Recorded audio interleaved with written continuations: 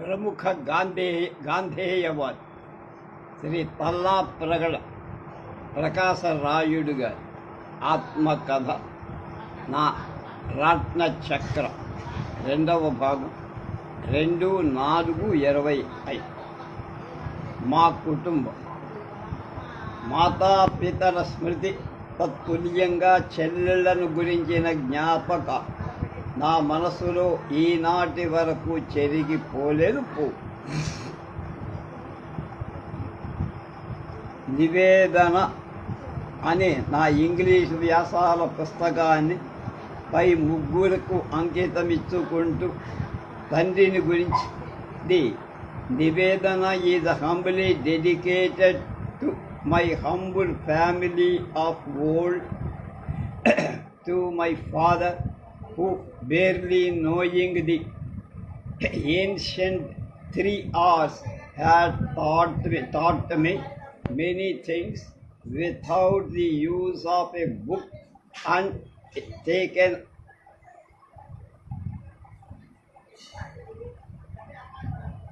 sure into nature's top of beauty, but died before I was 7. To my unlettered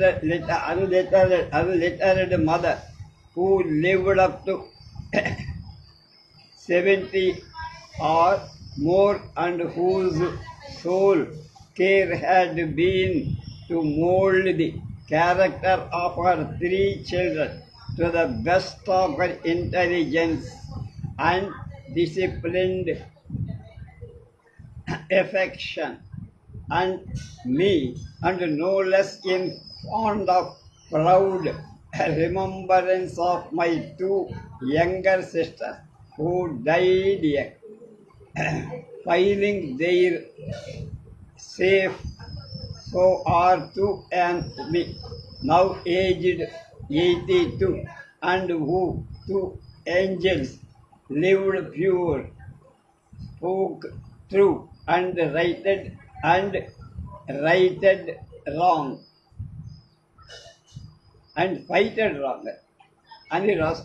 తండ్రి లక్ష్మయ్య గారి గురించి ఇతరులకు అక్కరలేని ఏవో కొన్ని మాటలు మనకు వినవస్తాయి, జ్ఞాపకం ఉన్నాయి కనుక చెబుతున్నాను. కుటుంబ గౌరవాన్ని నిలుపుకుంటూ కర్షకుడుగా తన భూముల్లో సేద్యం చేస్తూ చేయించుకుంటూ కేవలం సేద్యం మీద ఆధారపడి బతికినవాడు. పొలం పనివాళ్ళు శూద్రుడు మాలలు కూడా ఉండేవాడు. మాలను దూరంగా తొలగి పొమ్మటం శూద్రుల పట్ల అంటరానితనం. ఆయన పని భూని పాటించేవాడు కాడని ఆ చిన్న ప్రాయంలోనే నాకు బాగా గుర్తు. బ్రాహ్మణ భేషజాలను పెంచుకొని సర్కారు ఉద్యోగాలు చేసే పెద్దింటి నియోగుల మంత్రతంత్రాలను చదువుకొని గృహ కార్యాలు చేయించే వైదిక బ్రాహ్మణుల ఆయన అంశగా అంతగా కుల భేదాలు పాటించేవాడు ఇలాంటి ఈయన నడవడి నాకు బాగా జ్ఞాపకం. సంఘంలో అస్పృశ్యత ఉండరాదనే సంస్కరణ దృష్టి కలవాడు కాడు ఆయన. వాళ్ళ నుండి ఎడం పాటించకుండా దగ్గరగా తిరుగుతూ ఉండటం ఆయనకున్న అలవాటు మాత్రం. పొలం పని ఆయన వృత్తి కావు. రోజంతా పాలేళ్లతోనే ఆయన జీవితం గడిచి ఉండటమే వాళ్లతో ఎలాంటి అరమరకొరువు లేకపోవటానికి ముఖ్య కారణమని తోస్తుంది. తన పని వాళ్ళ కష్ట సుఖాలను కనుగొంటూ వాళ్లకు అన్ని విధాలుగా సాయపడి గుణం ఆయనలో చాలా ఉంది. కొన్నేళ్ల తర్వాత నేనెక్కడో చదువుకుంటూ ఇంటికి వచ్చి గ్రామంలో కనబడితే ఆ శూద్రుడు మాలలు కూడా అతి గౌరవ ప్రేమలతో నన్ను వీధిలో నేనెవరినో తెలుసుకొని, బాబా లచ్చయ్యదర గారి కొడుకువాను, నీకు దండమంటూ ఎంతో వినయ విధేయంతో పలకరించావు. మా తండ్రి చదువుకున్న పండితుడు కాదు, ఏమీ తెలియని వాడు కాదు. ఉంగుటూరు స్కూల్లోని పురాతన ప్రైమరీతో ఆయన చదువైపు ఆయన ప్రావీణ్యమంతా మాగాణి పొలం సేద్యం మీద, నీలాద్రిపురం అడవి చెట్లతో మీద చూపించేవాడు. తన కుండిన వరి పొలాలకు పన్నుర్పిళ్లకు నువ్వు పంట కళ్ళాలకు రెండెడ్ల బండి మీద తనతో పాటు నన్ను కూడా తీసుకు వెళ్ళేవాడు. తానే బండి కోరే. దీర్ఘమైనటువంటి ఈ బండి ప్రయాణం కేవలం రేకుతో చేయబడ్డ పెద్ద బొణగ గంట, రెండో దాని మెడకు కంగుమని కంచు ధ్వనినిచ్చే చిన్న గంట ఉంది. ఎద్దులు పెద్దవి మరీ చిన్నవి కాక పుష్టిగా చురుకుగా ఉండే కనుక గంటలు రెండూ కలిపి ఏక సమయంలో చేసే రమ్యమైన ద్వంద్వ రవడి ఈనాటికి కూడా నా కర్ణపుటాల్లో ధ్వనిస్తున్నదంటే నమ్మ. ముఖ్యంగా నీలాద్రిపురం తోటకు వెళ్ళే ఇసుక దారిలో బండి చక్రాలు చేసే గర్రగర్రతప్పుడు ముందు వెనక అతి దీర్ఘంగా కనపడే ప్యారలల్ అండ్ ఎల్లో బండి బాట అని నా కోసమే ఏర్పడ్డాయా అనుకునేటంత ఆహ్లాదం పొందేవా. పైగా నాది బాల్యం కావటం చేత ఆ ఆనంద అనుభూతి చెప్పుకుంటే వ్రాసుకుంటే ఆ తోటలు ఏవేవో అంటుమామిడి పెద్ద పండ్లవి కాక రకరకాల మామిడి చెట్లు, వెలగ, చింత మొదలగి తినుబండపు ఫలవృక్షాలు విస్తారం, తాళ వృక్షాలు, తాటి చెట్లు ఉండి ఆ కాలం మండి నుండి నేటి వరకు తోట పని అంటే నేను కూడా చెవి కోసుకు. అలాంటి ప్రీతి నాకు చదువు మీద అన్నం మీద కూడా ఉండేది కాదు. నివాస గృహాన్ని కాస్త పెరడు లేక వాకిలి ఖాళీ దొరికితే అది శుభ్రం చేసుకొని ఏవైనా పనికొచ్చే పాదులు మొక్కలు నీళ్లు పోసి పెంచుతూ కలుపు తీస్తూ వాటి మధ్య కూర్చొని కాలయాపన చేయడం నాకిష్టం. కుంకుటూరు గ్రామ దేవత పేరు చల్లాలమ్మ. ఆమె పుట్టింది మా ఇంటనే అని ఒక వాడు. ఇంటి యజమాని మాత్రం మా తండ్రి కనుక గ్రామ దేవతలు ఊరేగింపులు జాతరలు అంటారు. వాడు జరిగే ఈ విషయాల్లో వీధిలో బాజా మ్రోగేసరికి మా తండ్రి ఇంటి బయటికి వచ్చి ఒక పేంపెత్తం వేపాకు చేత పట్టుకొని కళ్ళు మూసుకొని ఇంటి ముంగట నిలవడం ఆ పరిసరాల స్త్రీలు కళ్ళారా చూసిన దృశ్యం. ఆనాడు గ్రామ దేవత అంటే అన్ని కులాల వాళ్లకు భయం. మొక్కుబళ్ళు, సేవలు, కొలుపులు చెయ్యకపోతే ఆ తల్లి ఏం చేస్తుందో, ఏ కీడు మూడుతుందో అనే గుండె బెదరు. ముఖ్యంగా కలరామ సూచికాల మీద ఆమెదే ఆధిపత్యం.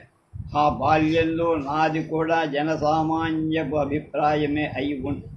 కానీ 1910 రాజమండ్రి వీరేశలింగం పంతులు గారి హితకారిణి స్కూల్లో ఎస్ఎల్సి చదువుతో పాటు గ్రామ దేవతల కథలు, వాటి భయాలు, పిచ్చి నమ్మకాలనిపించి వాటి మీద నాకు ఒక నిర్లక్ష్య నిరసన భావం ఏర్పడి చల్లాలమ్మ యొక్క భక్తుడు గణాచారి అయి ఉండిన మా తండ్రి చివరకు కలరా సోకి చనిపోయాడు. నమ్మిన భక్తుణ్ణి ఇంత మోసం చేసిందని చెప్పి మా అత్తయ్య, నాన్న, అక్కగారు చల్లాలమ్మని తిట్టిపోయడం కూడా నాకు బాగా జ్ఞాపకం. ఆయన చనిపోయింది సుమారు 1900 సంవత్సరం.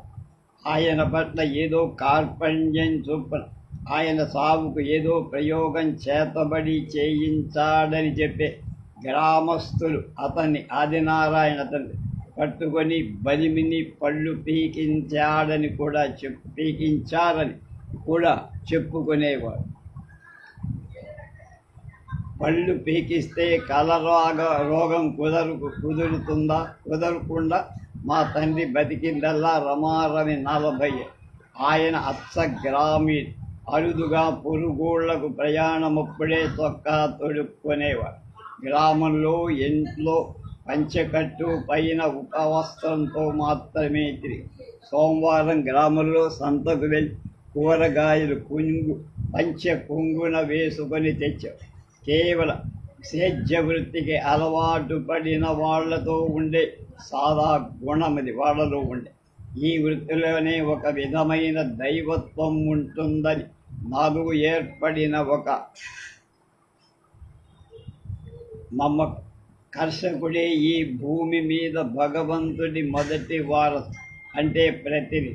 అప్పటి పల్లెటూరి గురువుల వద్ద నేర్చిన 4 తెలుగు అక్షరాల పుస్తకం ఆ చదువే మా తండ్రిదని పైన చెప్పేశాను. అయినంత మట్టుకు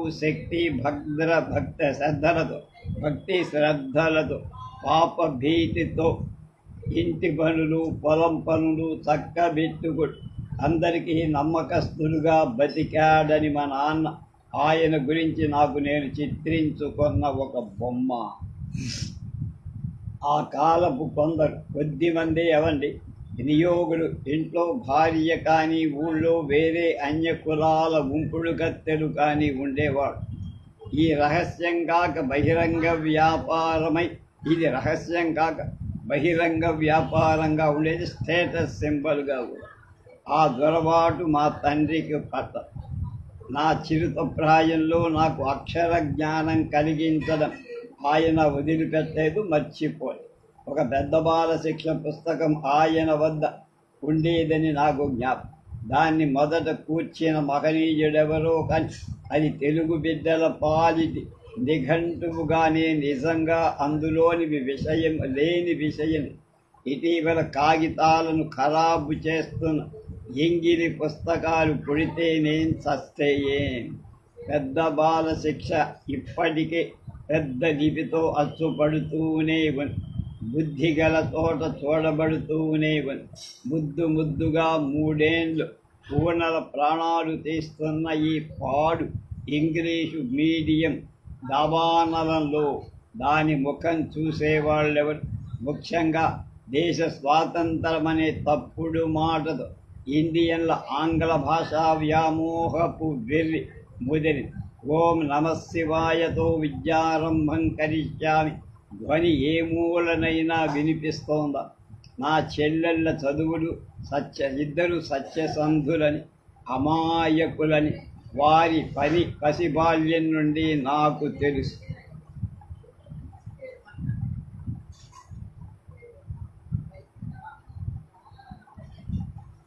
వారి శీల సంపదను గురించి తమ మాతృమూర్తికి ఉండిన ఆశయాలు తీర్చిపోయి వెళ్ళిపోయారు. వివాహమైన కొద్ది వారాల్లోనే విషజ్వరంతో ఒక్కతే వెళ్ళిపోయి మహా అయితే 14 ఏళ్లకు మించి ఉండకపోవు. పేరు సుందరం. పేరుకు తగినట్లే she was a beautiful soul అనడమే ఆమెకు తగిన మాట. ఆ జ్వరానికి గాను బాదంపూడి నుండి ఆయుర్వేద ఔషధం తెప్పించి వేసేవాడు మా మేనమ్మ. జ్వరం తగ్గకపోగా సంధిగూడం అపస్మారకం కూడా పడి. ఆ స్థితిని చూసి మేనమామ మనసు చెదిరిపోయి. మా తండ్రి చనిపోయే నాటికి ఆమె 5 ఏళ్ల బాలి. ఆ జ్వరంతో ఉళ్ళెరగని స్థితిలో తేనెతో కలిపి మందియ్యటానికి ప్రయత్నించాడు మేనమ్మ. ఒళ్ళు తెలియని స్థితిలో ఆమె గుడ్లు మీదికి పోతుండటం భరించలేక మేనమామ ఆమె సిక్ బెడ్ నుండి కింద పడి విలపించడం ప్రారంభించి కొద్దిసేపట్లో ఆమె ప్రాణం పోయి. ఈతకారిని స్కూల్లో SLC చదువుతూ ఆమెను చూడాలని ఇంటి రాగుల పర్రు వచ్చి ఉన్న నేను మా పెత్తండ్రి కొడుకు భీమేశ్వరరావు ఆ మంచం పక్కనే ఉన్నా. నా మేనమామ కన్నీరు కార్చింది. తన పోషణలో ఉన్న మేనకోడ చనిపోయిందని కాదు, ఆ చిన్న వయసులో అంత గుణవంతురాలి తాను చూడలేదనుకుంటూ విలపించాడు. ఈ విశేషం అది. ఆమె 6-7 ఏళ్ల బాలికగా ఉన్న కాలంలో అమ్మ అక్షరాలున్న కాగితాలను కాలితో తొక్కకూడదు సుమ అని మా అమ్మ ఆమెకు జాగ్రత్త చెప్పి ఆ మాట మనస్సులో పెట్టుకొని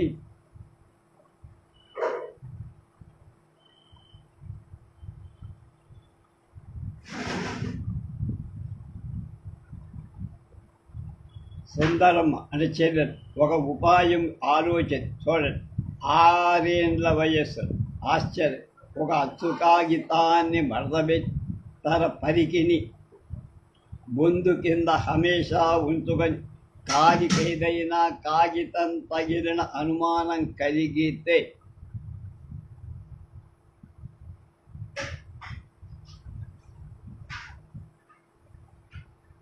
బొడ్డు వద్దనున్న కాగితం మడత తీసి 2-3 సార్లు కళ్ళకద్దుకొని మళ్ళా దాన్ని యథాస్థానంలో పెట్టుకొని జాగ్రత్తగా నడవటం అలవాటు చేసుకొని కాగితం తొక్కితే తల్లి చెప్పిన పాప భీతి ఆ బాలికలో అంతగా.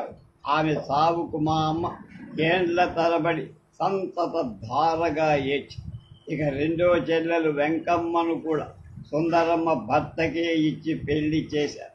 ఆమె ఒక బిడ్డను కని వాడిని సుబ్బారావుని పెంచుకుంటూ కాపురం చేస్తుండగా ఇది రాజమండ్రిలో జరిగిన సంఘటన. 1920 భర్తకు ఏదో పిచ్చి కోపం వచ్చి నేను ఆఫీస్ కాగిత ఫ్యాక్టరీ ఇప్పుడున్నదే నుండి వచ్చేసరికి నీవు ఇంట్లో కనపడ్డావా, నిన్ను బతకనియను, నంజుకు తింటా వండుకు తింటా అని ఏదో రాక్షస రావణ భాష ఉపయోగించాడు. ఆ తిట్లతో బతకడం ఇష్టం లేక ఎవరికి తెలియకుండా పగలు 10 గంటలవే భర్తను ఆఫీసుకు సాగనని వెంటనే వెళ్ళి మేం కాపురం ఉంటున్న ఆర్యాపురం గోదావరి రేవులోది ఊబిలో చిక్కుపై ప్రాణత్యాగం చేసి అప్పటికామె 20-21 ఏళ్ళు దాటి ఉండదు. ఈ ఉదంతం విని భర్త గోదావరి గట్టున కూర్చొని శవాన్ని చూస్తూ సిగ్గుపడి ఏడుస్తా. ఏం ప్రయోజనం? ఆ పిల్లవాడు సుబ్బారావు 6 ఏండ్లు బతికి దట్టంగా పోసిన మసూచికంతో చనిపోయాడు. మసూచకు రసి కారుతున్న పిల్లవాడు శవాన్ని భుజం పైన వేసుకొని అట్లా వద్దది వద్దు అని అందరూ వారిస్తున్న కోటి లింగాలకు మోసుకుపోయి గోతిలో కప్పి వచ్చాను. తను ఆయుష్ను కూడా నా పైన వేసి జాలికరంగా అదేవిధంగా గతించాను. ఆ ఇద్దరు ఏంజెలిక్ చెల్లెల గూర్చే నా ఇంగ్లీషు పుస్తకం అంకితంలో వ్రాస్తా. ఆ అమ్మల సత్యసంధత అమాయకత్వం నాలో లేకపోయినా వారి జ్ఞాపకాలు సువర్ణాక్షరాలై శిలాక్షరాల నన్ను ఏ రోజున వదలే. నేనింకా ఈ బొందిని కనిపెట్టుకొని ఉన్నానంటే మన ఆయు పరిమితి మన చేతిలో లేదని అందరూ ఎరిగిన సంగతి. ఆ పైవాడి సెలవయ్యే వరకు ఉండితే ఒక్కొక్కరి ప్రాణ ప్రయాణానికి ఒక్కొక్క నిమిషం ఏర్పాటై కనిపెట్టుకొని ఉంటుంది. కొంతకాలంగా నాలో స్థిరపడి ఉన్నటువంటి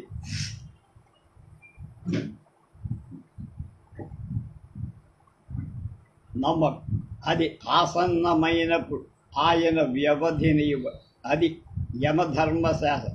యముణ్ణి మించిన ధర్మరాజు వేరొకడులే. దయాపూర్ణమైన నికర నిర్దుష్ట ధర్మమద నాలో కాలక్రమాన ఏర్పడిన నమ్మకం ఇంకోటి. అది మన సాగు బ్రతుకులకు సంబంధించి. ప్రపంచంలో జరిగేదంతా దైవకృతం. Evil as well as good. On purpose, God allows evil to exist in the world, perhaps and primarily to play its allotted part here. చీకటి లేందే వెలుగురా. In this mist of darkness, bright parts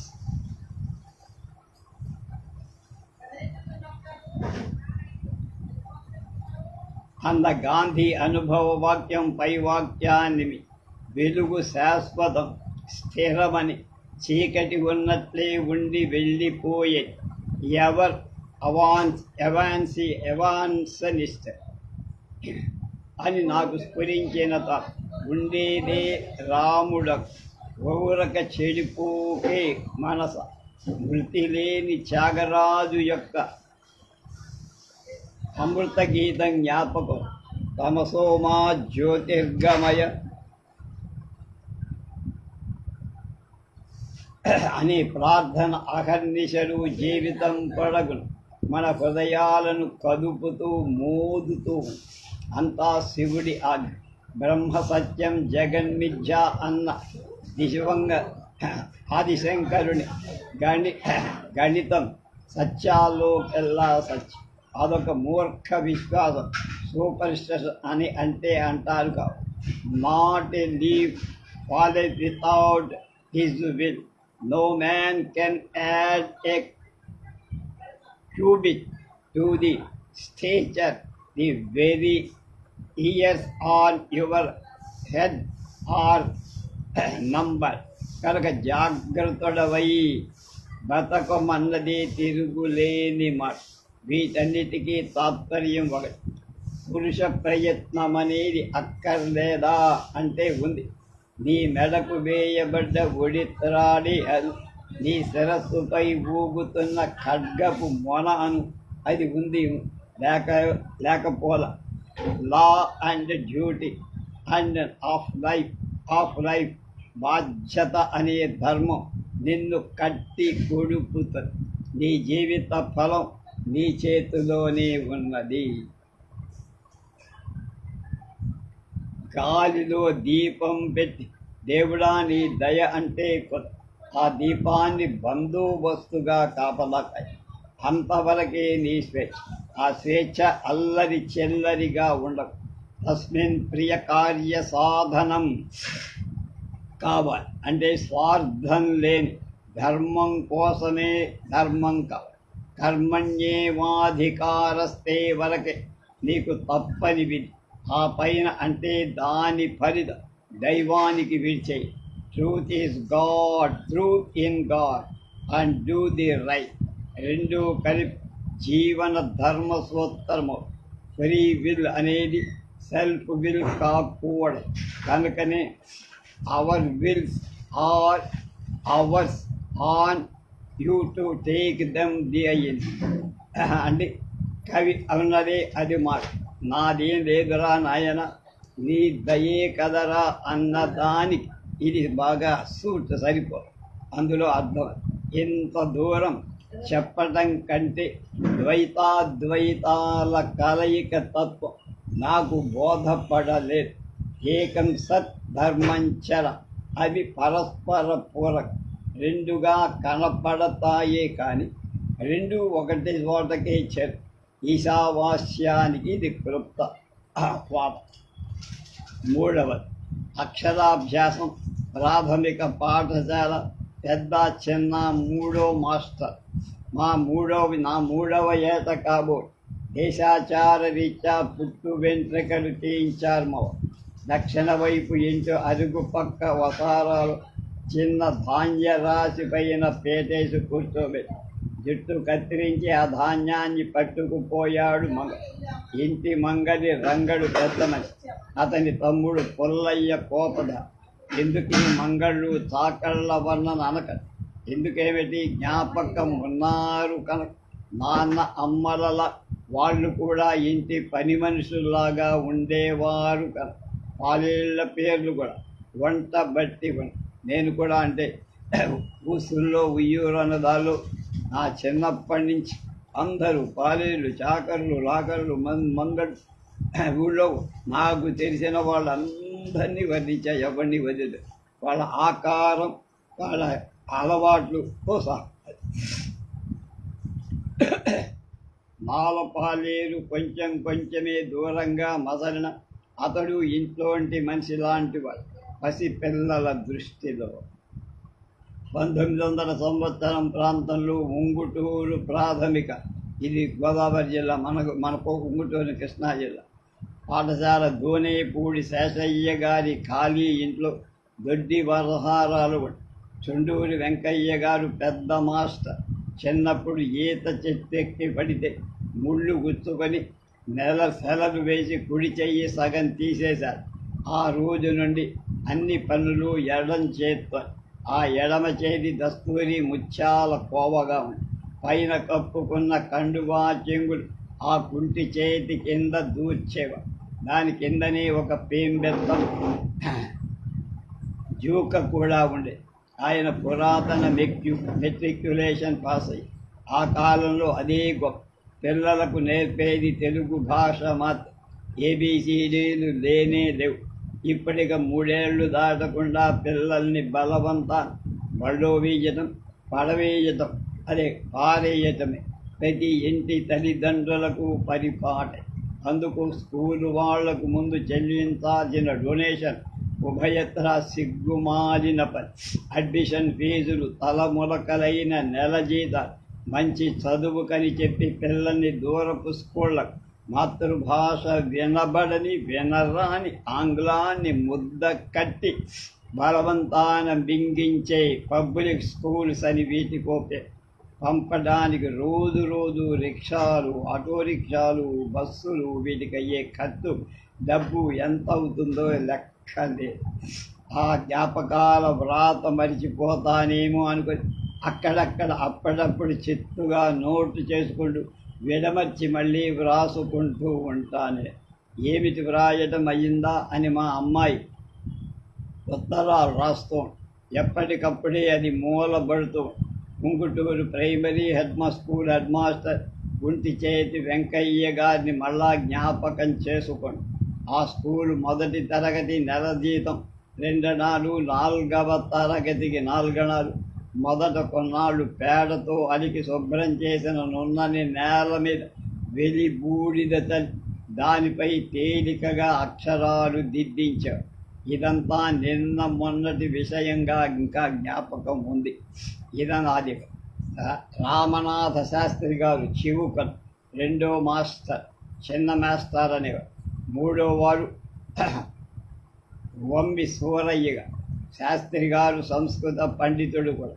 ఉదయం స్నానం జపం చేసుకుని పొడుగైన పిలక జుట్టు చివర ముడిలో ఎర్రని నిత్యమల్లె పువ్వు ఒకటి వేలాడుతూ ఉండి. ముగ్గురుని ఆనాటి బ్రాహ్మణ పద్ధతి దుస్తులు, కింద పంచ, పైన ఉపవస్త్రం. స్కూళ్ళ అధికారులు పరీక్షకు వచ్చినప్పుడు మాత్రం చొక్క. వెంకయ్య గారికి ₹15 నెల జీతం. పోస్టాఫీస్ కూడా ఆయనకుండే. పోస్ట్ మాస్టర్ అయ్యన్న గారి జీతం ₹7. పోస్టు కార్డు ఖరీదు ఒక కాని లేక 3 దమ్మిడి. కవరు అర్ధన. ఇన్స్పెక్టర్లు, మాస్టర్లు ఆ కాలంలో అందరూ బ్రాహ్మణ కులస్తులే. ఒక చిన్న సంఘటన ఇటీవల. ఒక బ్రాహ్మణేతర కులస్తు షెడ్యూల్ జాతి వాడు అయి ఉంటాడు. ఇన్స్పెక్టర్గా స్కూల్ పరీక్షకు వచ్చి ఇన్స్పెక్షన్ ఆఫ్ రిపోర్టులో అంతా బాగానే ఉంది, కానీ పిల్లల ఉచ్చారణ శాకింద చావు. ఉచ్చారణ అంటే మాటల పడుకుబడి బాగుండలేదని రాశారు. ఉచ్చారణ అంటానికి శాకింద చాబెట్టారు. అది విషయమై ఉపాధ్యాయులు శ్రద్ధ వహించాలని కూడా రాశారు. ఆశ్చర్యం లేదు. భాష బాగా రాని వాళ్లను పరీక్షకులుగా పంపితే వచ్చే ప్రమాదం ఇది. మా బడి ఉన్నంతలో ఆడపిల్లలు కూడా 2 3 చదివారు. ఆనాటి విద్యార్థుల పేరు బహు కొద్దిగా జ్ఞాపకం. బల్ల కట్టు నడిపే వేళ్ల కనకయ్య కొడుకు స్వామి, కొండ్రెట్టి సీతమ్మ, కోమటి రంగయ్యను మరువలే. చిన్నప్పుడు రంగయ్య ముక్కు సంతధారగా కారుతూ ఉండే. పెద్దవాళ్ళమైన తర్వాత కాలువ వంతె ప్రక్క రంగయ్య మిఠాయి దుకాణం పెట్టి ఎప్పుడైనా నేను పొరుగురుకు వెళ్తూ వంతెన దాటుతున్న రంగయ్య నన్ను ఆపి ఏదో చిరుతిండి పొట్లం కట్టి నా చేతబట్టి, ఏంటికిది రంగయ్య అని నేనంటే, తినండి బాబు, మళ్ళీ ఎన్నాళ్లకో మీరు కనపడరు అంటూ దుకాణం ఎవరికో అప్పగించి దిగి వచ్చి నన్ను కొంత దూరం సాగనంపే. అతని ప్రేమాతిశయం మరవటం ఎలా చెప్పడం మరిచా. 5వ ఏడు నాకు అక్షరాభ్యాసం చేసిన వారు 3వ మాస్టర్ పంబి సూరయ్యగా. అక్షరాభ్యాసపు పూర్వుల పద్ధతి నాకు బాగా జ్ఞాపకం. దాన్ని అట్టే వర్ణించరు. గ్రంథ విస్తరణ భయం. బాగా వయస్సు ముదిరిన ఇటీవలి కాలంలో నేనే పిలువబడి చేయించాను. నా పద్ధతిలో అటువంటి గృహకార్యాలు, జాతకర్మ, బారసాల అంటే నామకరణం, అక్షరాభ్యాసం, ఉపనయనం, సరే వివాహం మొదలైనవి ఒకటి కాదు, చాలా చేశాను. హిందూ ఆర్యుల ధర్మం సంప్రదాయంలో దేని అవసరం ప్రాముఖ్యం దానికే. హిందూ స్త్రీలు నోములు పడతారు. చూడండి, ఒకటా రెండా లెక్కకు 50, 60 మించు లెక్కేస్తే వాటిలో మోగనేమో అన్నది కూడా ఒక. అదేమిటో కానీ అందులోని భావం తెలుసుకొని ఆచరిస్తే దాని ప్రయోజనం దానికి. 365 రోజుల మొత్తంలో ఇక పండగల పబ్బాల సంఖ్య బోలెడు. అవన్నీ కలిపి ఒక విశాల ధర్మరంగస్థం. ఈ కోశాన స్వార్థం క్రౌర్యం లేని వేడుకలు కూడిన ధర్మజీవన స్రవంతిగా జీవితాలను తయారు చేసుకున్నారు. మనం వీటన్నిటికీ ప్రాతిపదిక ముఖ్య ప్రాణం సరైన విద్యాభ్యాసం.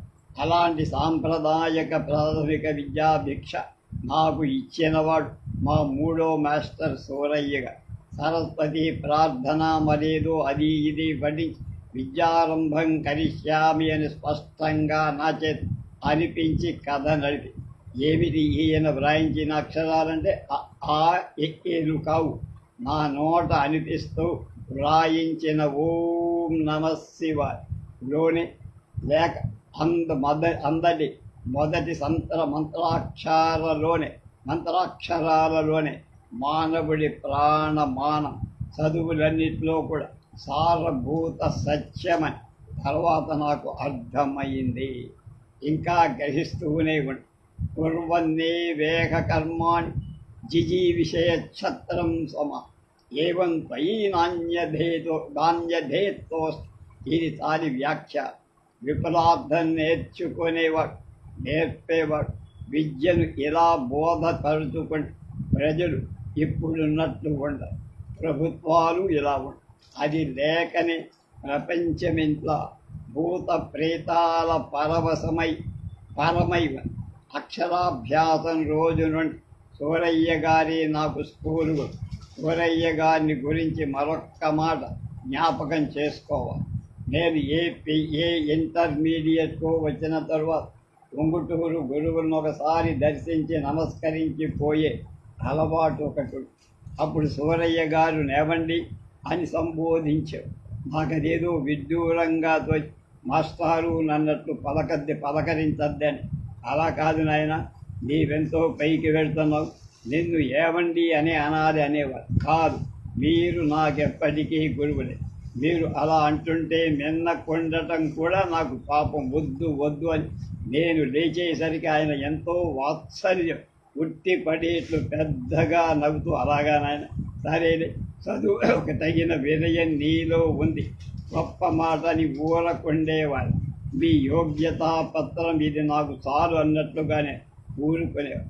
ఈ విషయం నాకెక్కడి నుంచి అబ్బిందో కొంచెం చెప్పుకోనివ్వండి అంటున్నారు. నేను కాకినాడ కాలేజీలో వెంకటరత్న నాయుడు గారి శిష్యుడిని రఘుపతి. ఆయన గురుత్వం వల్ల కొన్ని మంచి అలవాట్లు శిష్యులకు అబ్బాయి. ఉంగుటూరు పేరు చెప్పి 50-60 బ్రాహ్మణ కుటుంబాలుండే. అందెక్కువ మంది వైదికులు, శుభకార్యాలు చేయించే పురోహితు. ఆ పనులు బహు నియమంతో నిష్ఠతో చేసేవాళ్లకు చేయించేవాళ్ళు తృప్తికరంగా ఉండే. ఇప్పుడు అలా కాదు. చాలామంది పట్నవాసాలకు చేసి పౌరోహిత్యాన్ని డబ్బు గుంచుకునే వర్తకంగా మార్చే. చేతికి రిస్ట్ వాచ్తో సైకిల్ ఎక్కి మస్తుగా బండి మీద బ్రాహ్మణిలా ఉండటం కల. బ్రాహ్మణుడు మధ్యాహ్నం ఏ ఇంటికి ఎన్ని గంటలకు వస్తాడో తెలియదు. వచ్చే వరకు గృహస్థులు 10 గాపులు పడి విసుక్కుంటూ కూర్చోవాల్సిన పరిస్థితి ఇప్పుడు. అయితే కాదు అని తన ఇంటి వద్దనే కూర్చుండి పిలవటానికి వచ్చే గృహస్థుడు డబ్బులు బేరం ముందు మాట్లాడుకుంటారు. బేరం కుదరకపోతే రానేరా. మా చిన్నప్పుడు స్వగ్రామాల్లో నమ్మకంగా వైదిక కర్మలు చేయించిన వారి సంతతి వాళ్ళే వీళ్ళంతా. పురాతనం పునీతం అయినటువంటి పురోహిత ధర్మం ఇండియాలోనే కాదు ప్రపంచమంతటా నశించి డబ్బు ఏరుకొనే కుక్షింభరత్వంగా ఇవాళ ఈ విధంగా మతం, సంఘం, రాజ్యం ముదనష్టపు సంస్థలుగా ఒక నీరసంగా నిలిచి పురాతన పుణ్యకాలపు గ్రామ పురోహితుడు, ది విలేజ్ ప్రీచర్, గ్రామ ఉపాధ్యాయుడు, విలేజ్ స్కూల్ మాస్టర్ ఎంత అమోఘంగా పనిచేసేవాళ్ళు. 18వ శతాబ్దం ఆంగ్ల కవిముంకవు గోల్డ్ స్మిత్ మరపు రాకుండా రాశాడు విలేజ్ స్కూల్ మాస్టర్ అనే అద్భుతమైన ఆయన పోయిట్రీ. నేటి దౌర్భాగ్యపు బ్రాహ్మణీకపు వృత్తి కేవలం నూకల సంపాదన కోసం నడుస్తున్న వాణిజ్య వృత్తి అంటే వ్యాపారం. ప్రజల అజ్ఞానాన్ని ఊతగా తీసుకొని రాజకీయ రొంపి దేశాన్ని నవ్వుల పాలుగా సుఖభావంగా చేస్తారు. అప్పుడే మొదలు పెట్టాడట అమెరికా ప్రెసిడెంట్ వచ్చే ఎన్నికలు ఓట్ల మేత కోసం ప్రయత్నాలు. ఇండియా రాజకీయ జీవుల బతుకు అంతకేమాత్రం తీసిపోల. ప్రమిదిలో చమురు ఉన్నప్పుడు అయిపోయి ఏ క్షణంలో ఎముడి పిలుపు వస్తుందో ఈ పదవి పోరాటపు కోడి పుంజలకేం తెలుసు. అది వచ్చే వరకే ఈ మృత్యుఖేళ. రేపు పల్లయ్య ప్రైవేటు స్కూల్ దాని గురించి తెలుసు.